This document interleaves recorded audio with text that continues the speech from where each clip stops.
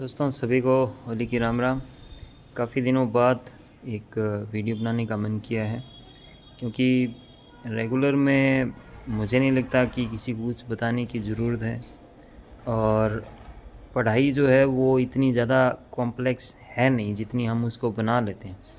तो ज़्यादा सोच सोच के, या हम अगर काम कम कर रहे हैं, किसी परिस्थितिवश आपका काम नहीं हो पा रहा है, कोई फैमिली रीज़न है या कोई और रीज़न है, तो ये चीज़ें होती हैं जो हमें ओवर थिंकिंग की तरफ लेके जाती है। हमें ऐसा लगता है कि तैयारी करना कोई बहुत बड़ा काम होगा, या इसके लिए कोई ख़ास तरीका होता है जो टॉपर्स को पता होता है। तो कई बार जो स्टूडेंट हैं वो पूछते भी हैं कि आपने क्या किया, तो मैं उनको क्या बताऊं। मेरा सारी जो जर्नी रही है जी हेल्प में, या जी हेल्प से पहले भी, तो लगभग 3 साल की लगभग मैं जर्नी मानता हूँ। उसमें लॉकडाउन के बाद का जो रीट का जो टाइम था, 1 सवा साल का, वो सेल्फ हुआ था।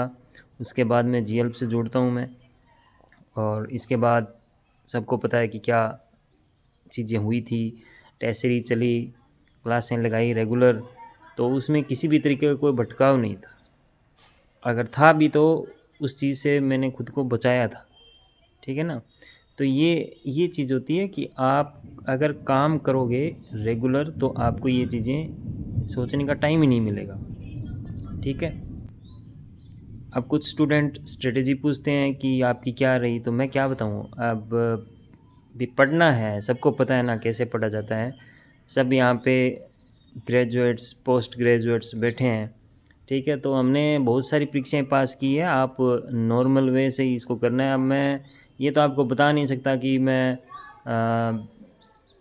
शुक्रवार को 2022 में सितंबर महीने में सुबह 5:45 बजे उठा था, या 5:30 बजे उठा था, या मैं 7 बजे उठता था।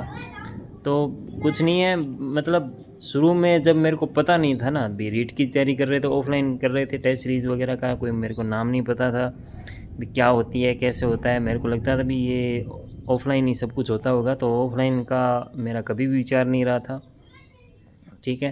तो घर पे रहा था, और उस टाइम पे बहुत ज़्यादा पढ़ना पड़ा था, क्योंकि कोई बताने वाला नहीं था, और ना ही ऐसा कुछ पता था कि भी कितना पढ़ना काफ़ी रहेगा। तो मन में यही था कि भी काफ़ी लेट हो चुके हैं और खूब पढ़ना है। मतलब ये नहीं होना चाहिए कि मैं 2 मिनट कम पढ़ा आज।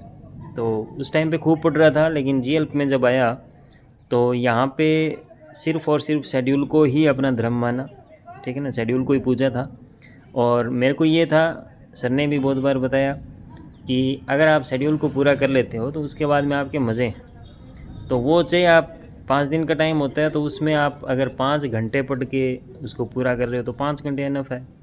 और अगर आप शुरू में मान लो नए हो, तो अगर 10 घंटे 12 घंटे भी आपको पढ़ना पड़ रहा है उसके लिए, तो पढ़ो।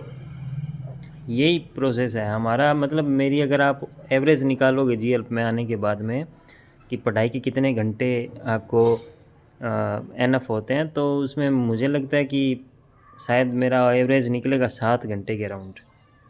क्योंकि मैं सुबह थोड़ा सा जल्दी उठता हूँ, और उसके बाद में मान लो 1 घंटे का थोड़ा बहुत काम वगैरह होता है। मैं थोड़ा गवों का शौकीन भी हूँ, तो वो भी थोड़ा बहुत काम होता है। उसके बाद में मैंने पढ़ा था, और फिर खाना खाने के बाद में गर्मी है तो सो ली कुछ 2 घंटे 2.5 घंटे। उसमें कुछ ऐसा नहीं है, अगर आप अपना काम ईमानदारी से कर रहे हो तो जितना मन भर के आप सो सकते हो उतना टाइम निकल जाता है आपका। तो शेड्यूल पूरा हो जाता था, लगभग 10-11 बजे रात को ऑफ हो जाता था।